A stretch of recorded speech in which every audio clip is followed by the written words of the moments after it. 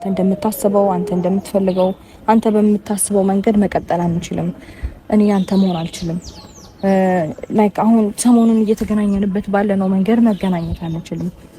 በቃ ከቻለን እንደ በፊቱ ሃይ ሃይ እንባባላለን፣ ጥሩ ጓደኛሞች ለመሆን እንሞክራለን። ከዛ ውጭ ግን ነገሮችን ብናበቃ እዚሁ ላይ ብናበቃ አለው ስላልኩሽ ነው። ከጎንሽ ልሁን ስላልኩሽ ነው። አይደለም ወይኔ ጉዴ ለምን እኔ እኮ መጀመሪያ ልነግርህ እኮ ሞክሬያለሁ። ደስታ እኔ በፊት ላስረዳ ሞክሬያለሁ፣ ግን ልታዳምጠኝ እንኳን አልፈለክም እኮ እንዴ። የራስን ሀሳብ ብቻ እኮ ነው እያዳመጥክ ያለው። የራስን ስሜት ብቻ እንድረዳለህ ያንተ ብቻ እንደሆነ እኮ ነው እየፈለክ ያለው። ላይክ እኔ መረዳት አለብህ። በእናትሽ ተረዳሽ። እኔ እኮ እወድሻለሁ። እኔ እኮ ላንቺ እኮ ነው የምኖረው።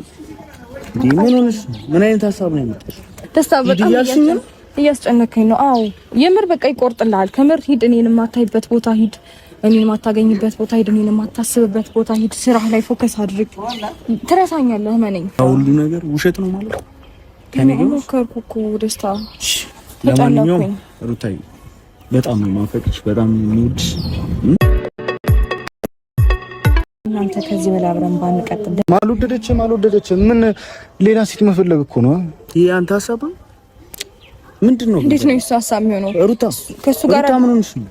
እንዳታወሪ። ከዚህ እስካሁን አዳምጬሻለሁ። ከሱ ጋር አይደለም እኮ ማለት እኔ አንቺ ጎን ሆኚ ነገሮችን ማስኬዲ ይሄን ያህል አስጨንቆሻል ማለት ነው እንዴ? ምንድነው? ለምን አቋም አይኖርሽም ሩታ? በቃ ካልፈለግሽኝ እኮ መጀመሪያ መናገር ትችያለሽ። ሩታ ለደስታ የመጨረሻ ውሳኔዋን ነገረችው። ደስታም ደግሞ እኔ አሻንጉሊት ወይንም ደግሞ ህፃን ልጅ አይደለም የምትጫወችብኝ፣ እንዴት በስሜት ትጫወቻለሽ በማለት እንግዲህ እሱም በጣም ተበሳጭቷል።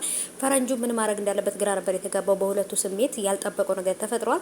ሰላም ውድ የተከበራችሁ ቻናል ተከታታዮች እንዴት አመሻችሁልኝ የኔ ውዶች የኔ ወርቆች። ዛሬም በድጋሚ እንግዲህ በአሳዛኝ ቪዲዮ መጥቻለሁ። በተለይ በኮሜንት ደግሞ ሩታ መቼም ደስተኛ ሆነሽ አትቀጥይ ምናምን አንቺ ምናምን ለምትሉ ማለት ነው። ሩታ ደስታም ኖረም አልኖረም መቼም ቢሆን ደስተኛ ሆና የምትኖር ጀግና ሴት ናት። እንደማንም ወንድ ልክስክስ እየተልከሰከሰች እንደ አብርሃም የሰው ድጋፍ የምትጠብቅ አይደለችም። በራሷ መቆም የምትችል ጀግና ናት። ግን ደግሞ ደስታ ለሷ በጣም እየተጨነቀላት ነው። ለደስታዋ እየተጨነቀ ነው። በጣም ብዙ ነገር እያደረገላት ነው። ስለዚህ ቢያንስ ልትረዳው ይገባል። እኔ መርሳት ትችላለህ ብለሻል ሩታዬ። መርሳት ቀላል ነገር አይደለም። አንቺም የልጅነት ባልሽን አብርሃምን መርሳት ስላልቻልሽ መሰለኝ አይደለ ሌላ ህይወት መጀመሪያ ያቃተሽ። ስለዚህ ደስታም ደግሞ በጭራሽ ሊረሳሽ አይችልም። ግን ቢያንስ እንኳን በቃ አይደለ ቀስ በቀስ ነው መሆን ያለበት እንጂ በአንድ ጊዜ እንደዚህ ባታስደነግጩ ጥሩ ነበረ። ግን ደግሞ እንግዲህ ያው ያንቺ ምርጫን እንደግፋለን ሩታዬ። አንቺ የምትመርጪው ነገር ትክክል ነው። ምክንያቱም በህይወቷ ላይ የምትመርጠው ነገር የምታመጣው ነገር ለሷ ትክክል ነው። ገባችሁ አይደለ? ስለዚህ ሩታ መቼም ቢሆን ትክክል ናት። ግን ደግሞ ቢያንስ ደስታን ብትቀበዩና አብረሹ ብትኖሪ በጣም ደስ ይለኛል። ምክንያቱም በጣም ይወድሻል፣ ብዙ ነገሮች ላንቺ ይጨነቃል። አንቺም ደግሞ ለሱ መጨነቅ ነበረብሽ። ይሄን ነገር የወሰነችበት ደግሞ የራሷ የሆነ ነገር ሊኖራት ይችላል። ምክንያቱም ላታፈቅረው ትችላለች። ካላፈቀረችው ደግሞ ከባድ ነውና ብቻ ደስታ በጣም ነው የተበሳጨው። ምን ሊወስን እንደሚችል ከዚህ በኋላ ምን ሊያደርግ እንደሚችል ራሱ ማሰብ በጣም ከባድ ነው። ደስታ በጣም ነው የተናደደው። እንዴት በስሜት የተጫወታለች እያለ ማለት ነውና እንግዲህ ማፍቀር አለማፍቀር እኮ የሷ መብት ነው አይደል እንዴ? ምክንያቱም መውደድና ማፍቀር አልቻለችም። እሱን ሞክራለች ብዙ ጊዜ፣ ግን ደግሞ አልቻለችም።